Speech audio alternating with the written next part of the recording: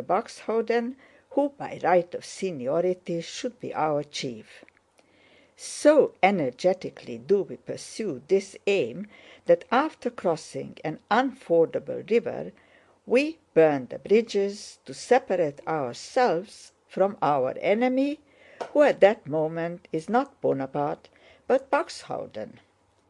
General Buxhowden was all but attacked and captured by a superior enemy force as a result of one of these maneuvers that enabled us to escape him. Buxhowden pursues us. We scuttle. He hardly crosses the river to our side before we recross to the other. At last our enemy Buxhowden catches us and attacks.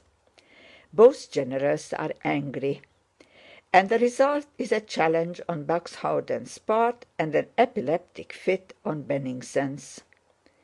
But at the critical moment the courier who carried the news of our victory at Pultusk to Petersburg returns bringing our appointment as commander-in-chief, and our first foe, Buxhowden, is vanquished. We can now turn our thoughts to the second, Bonaparte. But as it turns out, just at that moment a third enemy rises before us, namely the Orthodox Russian soldiers, loudly demanding bread, meat, biscuits, fodder, and what not. The stores are empty, the roads impassable. The Orthodox begin looting, and in a way of which our last campaign can give you no idea. Half the regiments form bands and scour the countryside and put everything to fire and sword. The inhabitants are totally ruined, the hospitals overflow with sick, and famine is everywhere. Twice the marauders even attack our headquarters, and the commander-in-chief has to ask for a battalion to disperse them. During one of these attacks they carried off my empty portmanteau and my dressing gown. The Emperor proposes to give all commanders of divisions the right to shoot marauders, but I much fear this will oblige one half the army to shoot the other.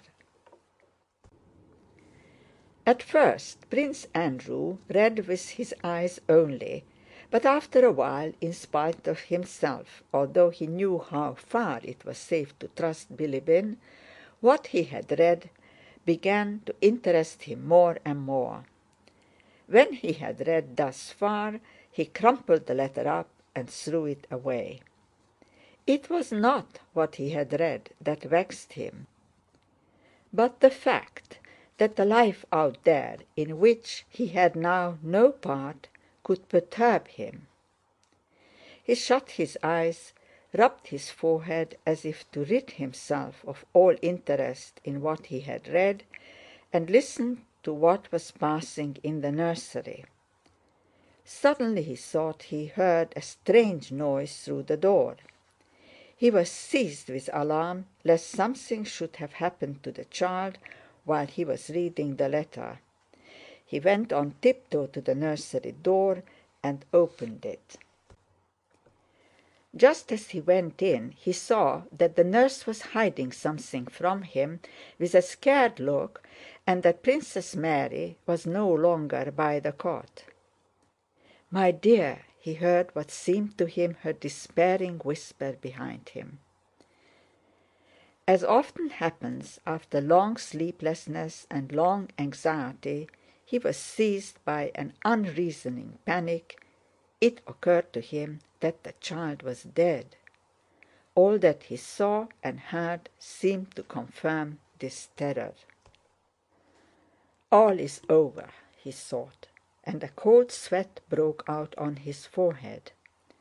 He went to the cot in confusion, sure that he would find it empty and that the nurse had been hiding the dead baby.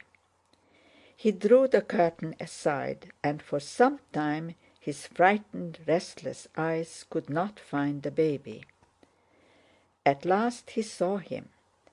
The rosy boy had tossed about till he lay across the bed with his head lower than the pillow, and was smacking his lips in his sleep and breathing evenly. Prince Andrew was as glad to find the boy like that as if he had already lost him. He bent over him, and as his sister had taught him, tried with his lips whether the child was still feverish. The soft forehead was moist. Prince Andrew touched the head with his hand. Even the hair was wet, so profusely had the child perspired. He was not dead, but evidently the crisis was over, and he was convalescent. Prince Andrew longed to snatch up, to squeeze, to hold to his heart this helpless little creature, but dared not do so. He stood over him, gazing at his head and at the little arms and legs which showed under the blanket. He heard a rustle behind him, and a shadow appeared under the curtain of the cot. He did not look round, but still gazing at the infant's face, listened to his regular breathing. The dark shadow was Princess Mary, who had come up to the cot with noiseless steps, lifted the curtain, and dropped it again behind her. Prince Andrew recognized her without looking and held out his hand to her. She pressed it. "He has perspired," said Prince Andrew. "I was coming to tell you so." The child moved slightly in his sleep, smiled, and rubbed his forehead against the pillow. Prince Andrew looked at his sister. In the dim shadow of the curtain her luminous eyes shone more brightly than usual from the tears of joy that were in them. She leaned over to her brother and kissed him, slightly catching the curtain of the cot. Each made the other a warning gesture and stood still in the dim light beneath the curtain, as if not wishing to leave that seclusion where they three were shut off from all the world. Prince Andrew was the first to move away, ruffling his hair against the muslin of the curtain. "Yes, this is the one thing left me now," he said with a sigh. End of chapter 9.